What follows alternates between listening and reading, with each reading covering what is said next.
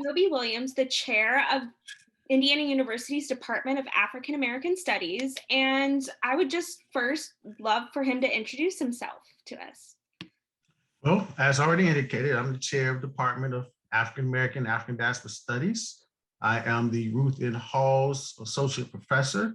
I also hold a joint appointment in the Department of History. Awesome. Could you provide a brief overview of what IU's Department of African American Studies does, not only for the campus itself, but for the community in general?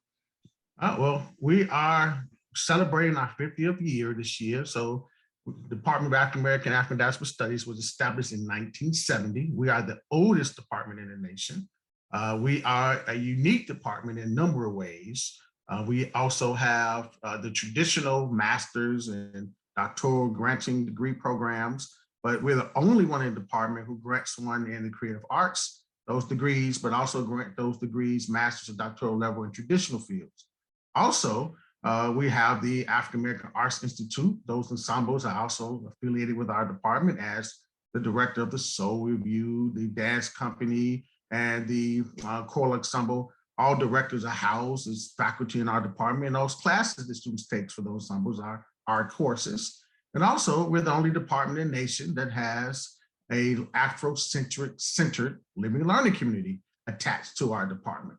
And so we do a whole host of unique things. And so in order to do all those great and what I think remarkable, unique aspects of our department, there's connections to the community. So we spend much of our time in the community on campus, but in other places, not just in Bloomington, but around the globe and in the region as well. How can IU students in the community become more involved with your department? Oh, well, come pay us a visit. We are located in Valentine Hall on the 6th floor. We have an open door policy, so please come. Again, we're celebrating our 50th anniversary this year, so we have a number of events and programs taking place throughout the semester. There will be flyers and advertisements and social media and other various locations advertising those lectures and those community forums and partnerships that we have. And I just advertise a few for those in the community and the campus who we hope will participate. So we have a Globalizing Black Studies initiative where we have faculty exchanges with places around the globe. Sometimes we're able to take students. Most recently, acquired partnerships with China, in Beijing particularly, and a university there. And we again have various faculty who take students on study abroad trips to Ghana and various other numerous locations. But also we have a partnership also with the Born Jewish Studies program, where we host every Sunday at 3 o'clock. One is happening this Sunday at 3. Please join us. We call it Blackness and Jewishness Conversations, where we engage in those kinds of community forums. These programs are not just faculty and student driven, but the community nationally can tune in because it's virtual. And then we also have a partnership with PACE on campus here. In February 26th, for example, on the weekend, we'll be doing a program on reparations. And we have a whole host of other things that we do throughout the semester. So please come see us. Take our courses. We can major and minor in for those students who are listening. You can find us on all the various social media categories like Instagram and Facebook and Twitter and so forth. But visit our webpage as we highlight almost everything that we're involved on our department website. And so you can find links to YouTube channels and all the various other units and programs that we partner and sponsor with as well. So please, we enjoy spending time in the community because the community is part of who we are. What ultimately inspires your teaching and leadership philosophy as the department chair? Oh, well, that's very simple. So first and foremost, I am an activist scholar. So the discipline of Africana studies is born out of activism, meaning people literally had to protest in the community and on campus for the creation and birthing of this discipline. Some people even died and gave their lives for the creation of our discipline. So much of the work that we do in my leadership, not just as a chair of a department, but we all do this as an ideology and philosophy as Africana scholars. We believe in the idea of reciprocity, meaning the work that we do in the community must speak to the communities in which we study. In other words, we don't just write books for books' sake. So the scholarship that we produce is a result of the impact that we've made studying those communities in which we study, which results in the kind of scholarship we produce. So it's reciprocal in that way.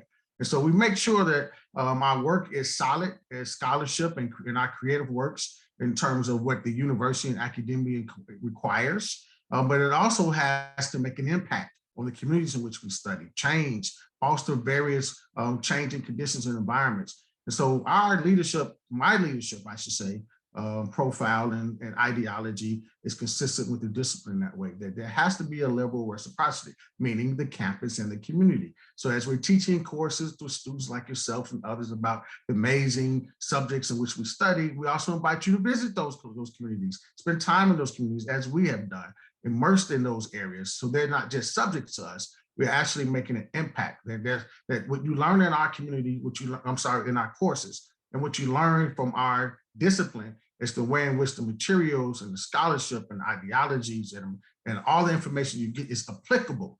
And this is applied knowledge that one can use to impact communities in which they care about. So students take our courses, major and minor, and get those degrees, and then go back and become pillars of their communities by taking what they've learned here at IU and applying it in their communities and in the field. Awesome. So our last question is, what does MLK's legacy mean to you in the work that you do? A civil rights, Black power, social justice, American scholar, king and part and parcel into what we do as a discipline and what I do as a scholar. So this legacy can be found in many of the issues that impact our community today. So all the various ways in which he advocated, Dr. King, that is, over 50 years ago on behalf of poor and oppressed people. Many of those, unfortunately, many of those critical issues are part and parcel and front and center today. For example, in the 1960s, for example, he was fighting for the expansion of the right to vote, for African Americans particularly, to advocate their civic duty. And here we are in 2022, and that is the #1 human rights, civil rights issue of our time.